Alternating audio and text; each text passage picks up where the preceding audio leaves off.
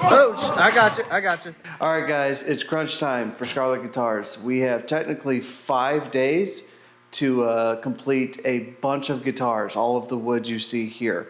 It's going to be the hardest thing we have ever taken on. We'll go through what we've kind of already pre-prepared before we move shops. We got some black limba bodies right here. We got some quarter sawn walnut necks. We got some fretboard materials, a pre-made fretboard, more fretboard. This is Rich Light.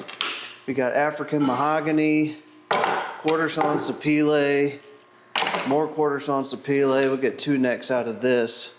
Got this beautiful myrtle wood burl, some maple burl, some more maple burl, some more maple crazy looking burl, and some more maple burl. We have this quarter sawn African mahogany, or actually sapele, sorry.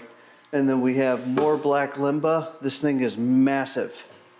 Probably gonna have some extras to do stuff with, and then a really cool maple burl as well. And if you come over here, follow me, Sean. Sean's behind the camera, by the way. Everybody say hi, Sean.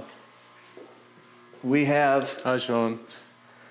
Some pre-made guitars. All right, so we have our new Sparrow design we'll be making some with. That's gonna have the mahogany bodies. We got some more mahogany here. Just pure lightweight mahogany. Got our single cut style. They're gonna be headless miniature guitars, but full scale length. They're really awesome. You just heard me mention pre-made guitars, and I should probably address that. My wife and I moved into a new house recently, so that meant the entire shop had to be broken down and rebuilt at the new location. We didn't actually get anything pre-made, we pre-made it at the old shop to give us as much of a head start as possible. Over the past few months, we've been doing nothing but setting up to build. We've had to run electricity, install cabinets, paint, make new workbenches, and the list goes on.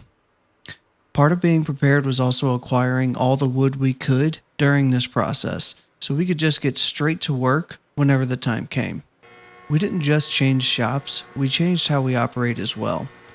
While going through all this milling, the decision was made to start a series of guitar drops into what we correctly named the Scarlet Guitars Collector's Vault. Mass producing will never be on our business agenda, and that significantly limits how much we can make. That being said, what we lack in quantity, we're exponentially raising in quality and rarity. Each guitar has its own story, its own set of rare materials, and its own unique specs and playability. Scarlet guitars are not for the person looking to get the cheapest thing on the wall, or even the one looking to get a mass-produced name brand item at Guitar Center. We want to make guitars for the person who seeks something different, something that stands out, and something that won't be repeated, ever. That leads me to the drops. Our production process is just Sean and I, so we are implementing random drops every 1 to 3 months.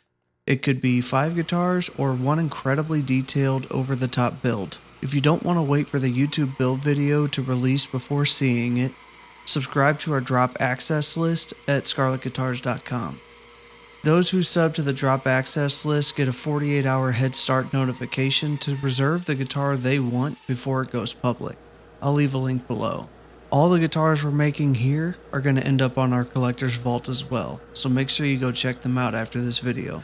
Alright, for book matches, to open it up like a book, we're going to cut our basics first.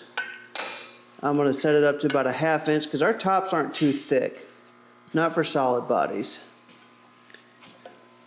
And we're going to cut the basic billets first, and then we'll book match each billet out of that one piece.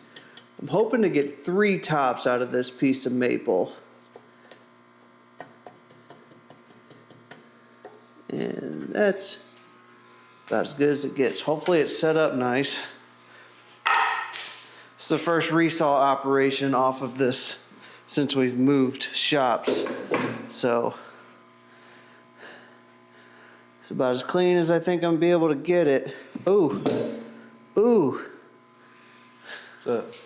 Oh, look at the fence on the bandsaw. Something happened. Yep. All right, so right before I started resawing this, I noticed we have a serious issue. Fence got damaged during the moving process, and this little thing needs to be filed down.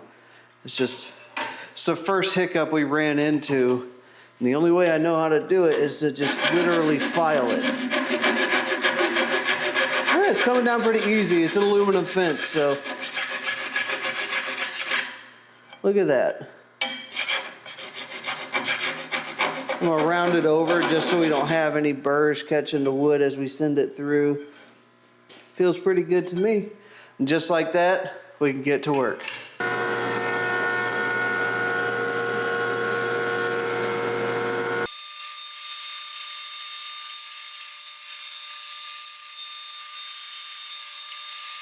To those who have been following along for a while, I wanted to share with you what it was like during the moving process and how we ended up here. It was an incredible amount of work in just a short time, although it kept us from posting for a while. Skip ahead and the video picks back up on the builds. Hey, there's my gray hair. We got, there's Sean. I don't know if you can see it, but back there, I can't zoom in, damn it. Back there is like $10,000 worth of equipment just exposed in 3-degree weather, so hopefully it works. It was -3 degrees Fahrenheit the day we moved, but luckily the new shop was completely insulated. I was also lucky enough to have the help of some other friends to get this heavy stuff loaded and unloaded in just one day. Multiple trips were needed, but we eventually made it there. One thing I knew we needed in the new shop was a sub-panel running dedicated outlets for each tool. That way I'd no longer operate in the days of tripped breakers and last-minute runs to the hardware store. So after we got everything unloaded, Sean's older brother came by to make sure we didn't fry ourselves on 20 and 30 amp lines. Okay. I gotta get closer. You on the training spot? Yeah, you're long. Oh, I got you. World's most expensive step stool. It's pretty sturdy. It caught you pretty good, didn't it? Yeah.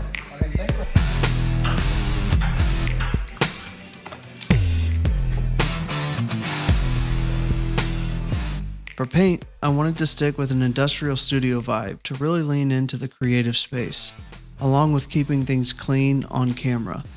Matte black ceilings for light diffusion and a color called black orange for the walls. I was pumped with the turnout on everything. It felt new, clean, and really tied into the Scarlet Guitars vibe. I made custom ceiling mounts for the dust collection, which was mostly 6-inch HVAC tubing. I didn't get the cabinets, workbench, or CNC tables on camera, but you get the idea. Now, back to the guitar stuff. All right, so we have to surface all of our larger ones because we only have an 8-inch joiner here. We'll be able to run them through the planer afterwards, but in order to joint one side, we got to run it with this big ass. See if I can get it to focus. See if we get it. No, not my face. We have to get it to run with this big 2-inch surfacing bit.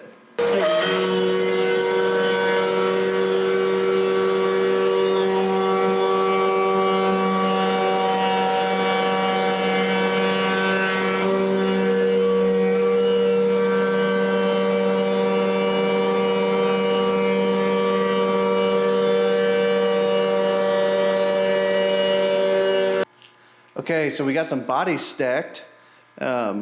We're stacking guitar bodies. All of these are flattened on one side on the CNC like we talked about.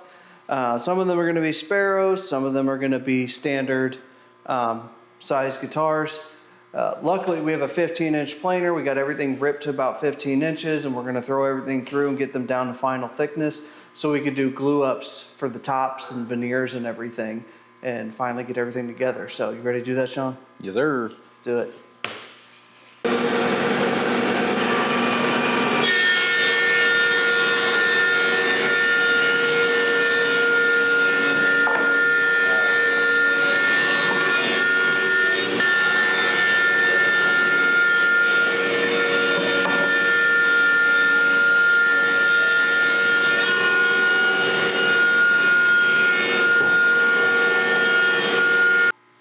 All right, so this is why we love doing this. This is why natural wood guitars are our favorite.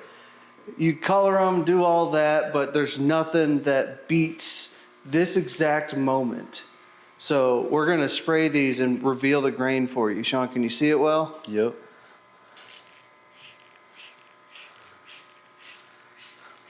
You're good? Yep. So you missed the spray on this one, but just look how pretty it is. Beautiful. Now check out this myrtle wood right here.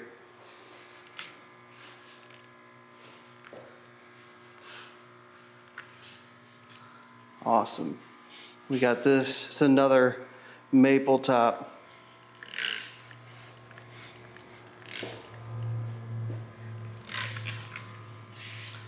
We got this guy right here. We tested some colors on it. It's going to be one of our sparrow tops.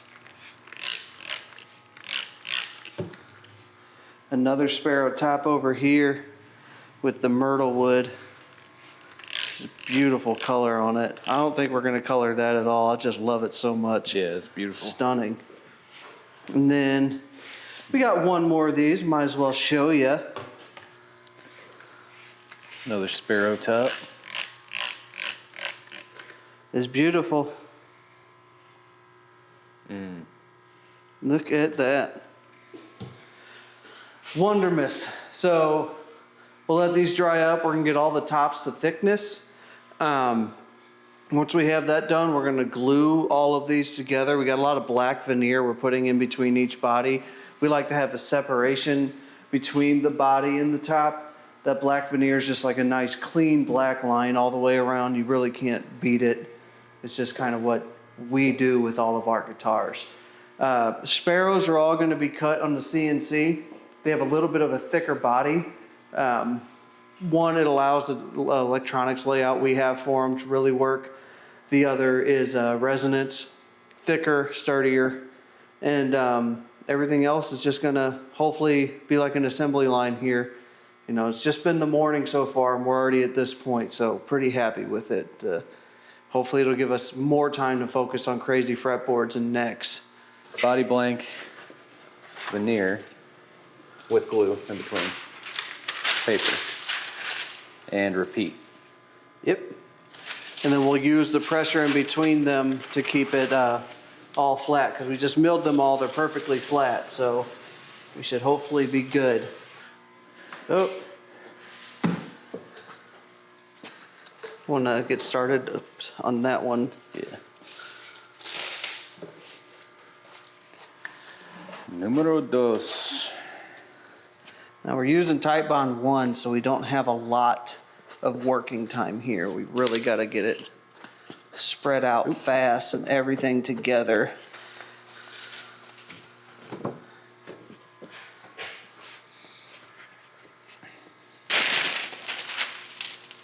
All right. We'll start spreading it, but let's get this up here to apply pressure already. Is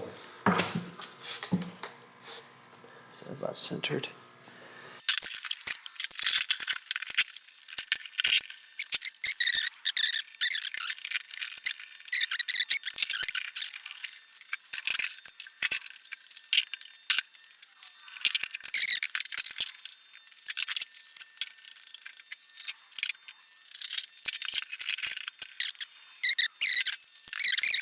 Move this down a little bit. I wonder how much this weighs. I mean, it's already difficult to pick up one end of it. I just wanted to show you something real quick. While Andrew and I were gluing up these veneers to these bodies, we weren't really paying attention to what might happen with wet glue and thin wood when it gets soft. And we took this piece of, what is this, MDF and particle board? What is that? Yeah, MDF and particle board for the drill press, and we put it this way on the wood.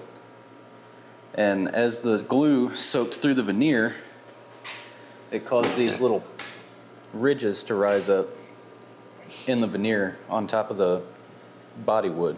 So what Andrew did was plane it down to get rid of the little ridges in the veneer, and then I came back through with some black CA glue and just filled it back in, gave it a little shot of the accelerator, and now we're going to run it through the drum sander so it'll be all nice and smooth. All right, so we got to fill this up with epoxy. we got all these little checks and cracks in here.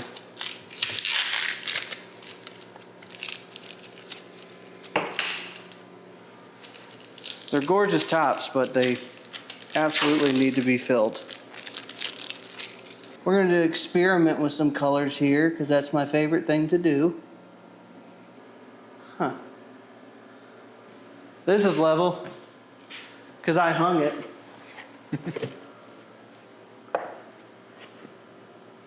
Damn it. Now you just got to make it fit in there. Yep. Perfect on the one. I think that's good.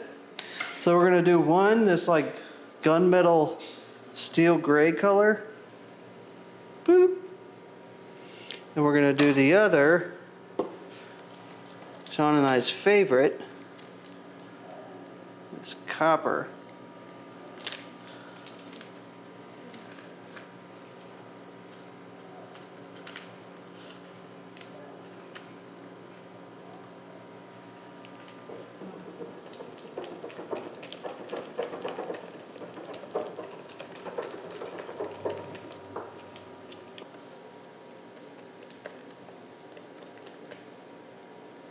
I don't know, that gunmetal gray is looking pretty good. I'm going to fill these little crevices up. I just like to put it all over everything, and we're going to basically use it to sort of stabilize the burl too. We're going to have to actually level this afterwards. Should have done that in the first place, but you know, here we are. Okay, so while we got these bodies gluing up to their veneer, everything's drying, we need to be able to cut everything out sort of in a, I'm gonna call it wasteful fashion, but also quick, almost like assembly line. So that's why we got Ling the laser. We're gonna be cutting out a bunch of these templates here, as you can see, to basically have a template per guitar. Instead of having to take them off and put on a new one, go through all that, we plan on getting everything cut out at once. Because you do have to take them off, move to the next guitar.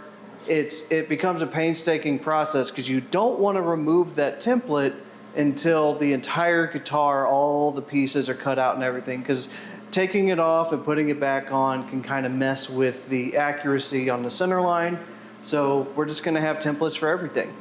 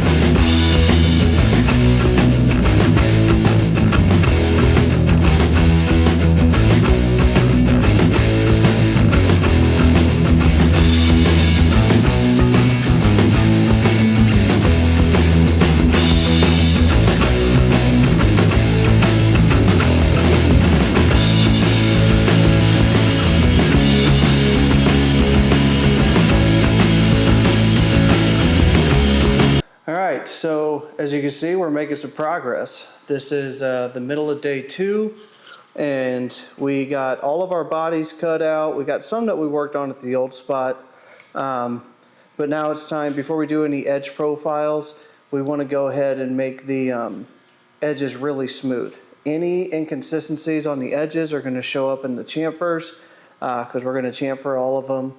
I'm just really stoked. Sean, show them the Tiger one.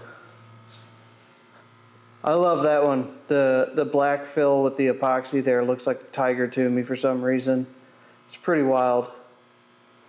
But anyways, we have to go through these one at a time to really get them cleaned up. And yeah, hopefully they clean up nice.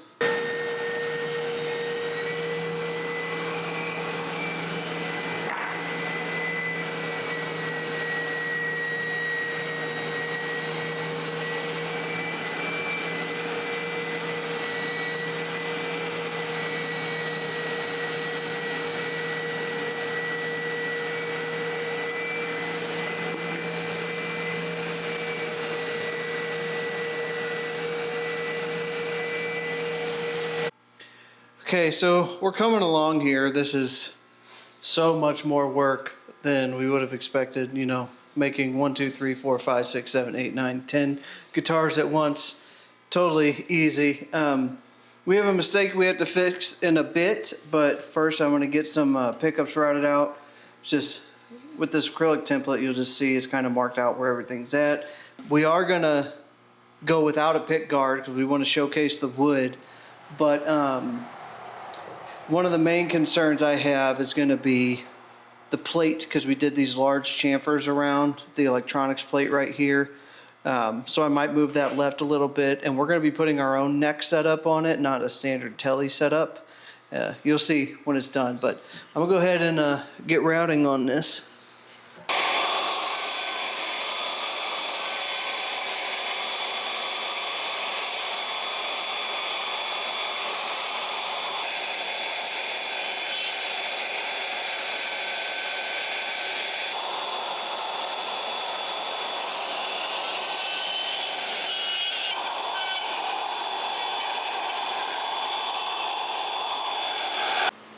Okay, so I made a prototype neck, and it's actually not going to be a prototype. It's going to work. It's really cool. We didn't have enough thick wood, so we're doing scarf joints. As you can see there, kind of laminated. I'm not the first one to do it like that, but I thought it was pretty cool.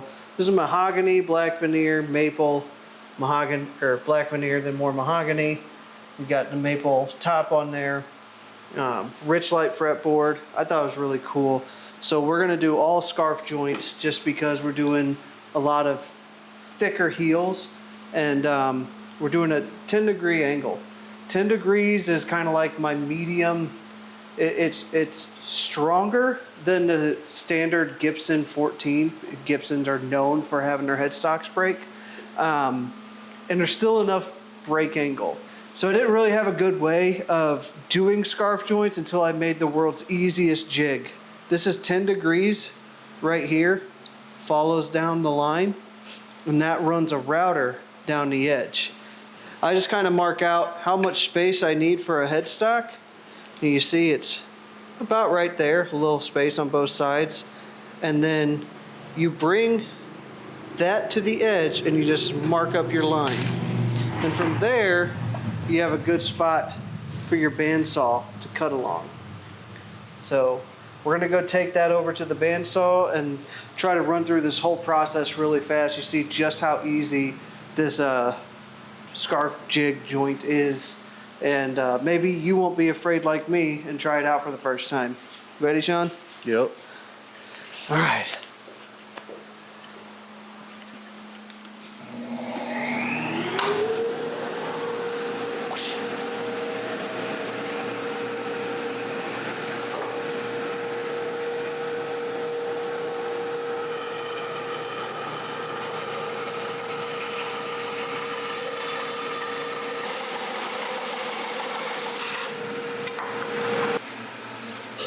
Everything it says is real simple.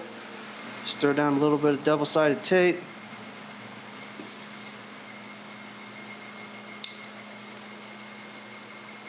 I'm gonna make sure you have no bulges in your double-sided tape or the angle will be off. So right here, I like to put it to the edge and along the line. Make sure there's nothing sticking out here, pushing it out. You bring it right to the edge,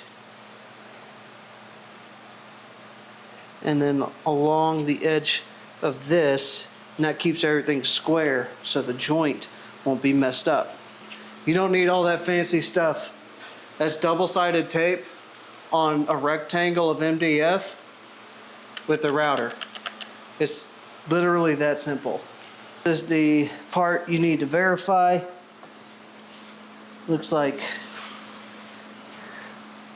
I am just a little too high because I don't want to take off too much. It'll make the neck shorter.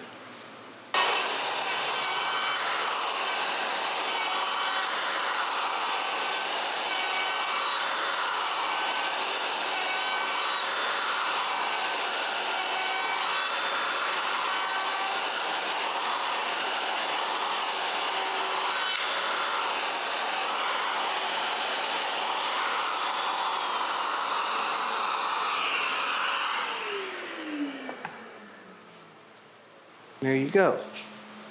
That's our scarf joint.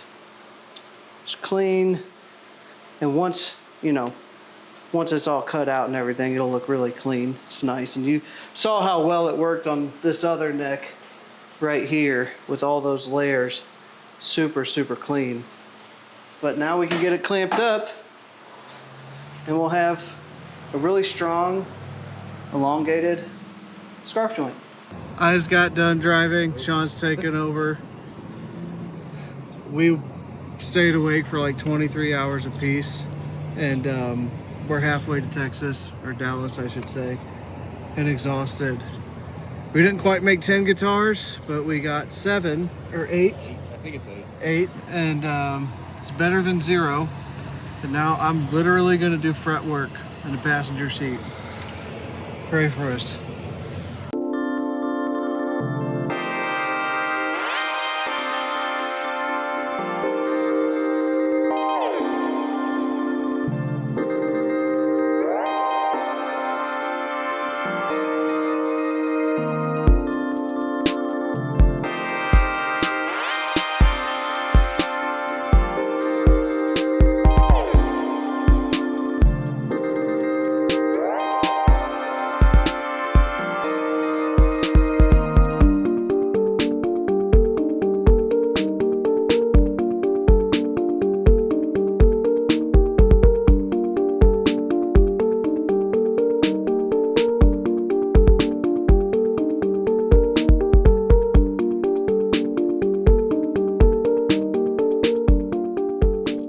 Alright guys, we made it. They're still not completely set up. We did everything we could. This is actually the second day. The first day we were literally 12 hours behind this table, just it was working like on detail work. it was like having a mobile workshop, but at a guitar show. It's crazy. Just a live workshop. People walking by talking about it. It's the Sparrow Traveler size headless, super lightweight, Wingate neck, an entire inlaid fretboard. You see up close here, the fretboard is inlaid around the side dots for you to actually see it. We got a genuine brass headstock, all gold hardware on that. Probably gonna get a gold knob for it. Mahogany body. We got the Sparrow logo design on there. Super, super, super cool. And we're actually doing a giveaway, a raffle style giveaway at the end of the event for the weekend. So anybody that comes by and subscribes to our YouTube channel has the opportunity to win any of the guitars that we have here on the table. Note, I said on the table because we're not giving this away. We're not giving that away. But they have a chance to win any one of these guitars here.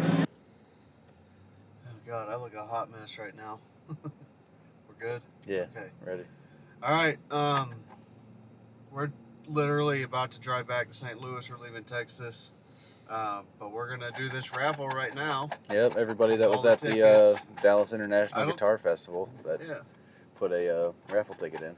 I don't think they believed we were actually giving a guitar away. No, there's no way they did. This is all the entries we Said have. It's we'd be like, hey, we have a raffle for a free guitar, $50,000 and they'd be like, okay. All right, so do Just it on walk away. camera, okay? Shake, shake, shake, shake, shake, shake, shake. I've been shaking it for a shake, while. shake. I'm not senora. looking. Just gonna pick this one. Here's our winner, David. Which one was David? Is it David Hobbs? I think. What? David? Yeah. Hey, this is Andrew with Scarlet Guitars. You won the guitar. Oh my God, you're kidding me. Nope, not shit. Oh, I remember you. Yeah, Yeah. yeah. So Yeah, I you was won. there and like, yeah. Oh wow, that's awesome, man. Yeah. Do you know which one you wanted? You know, I sure don't. Can you like email me pictures of the ones and I So- can pick one? Yes, we can. So we're actually on a road trip right now on our way back to St. Okay. Louis. I can email you some Yeah, that's pictures. right. Go ahead and shoot me an email at info@Scarlet Guitars. Okay. And that way I just have you at the top of my list. I'll pin that conversation. I'll send you the pictures of what we have available, and you tell us what you want, and we'll ship it to you. Awesome, man. That is Yeah. so cool. Yeah, dude, congrats. We appreciate you stopping by the booth and checking them out. Yeah, that was awesome, man. That's All right, man. You take it easy. We'll talk soon. Sure, you too, man. Y'all be careful. Yes, sir. Really appreciate you guys watching, and for more info on each one of these guitars, make sure to check out the link in the description.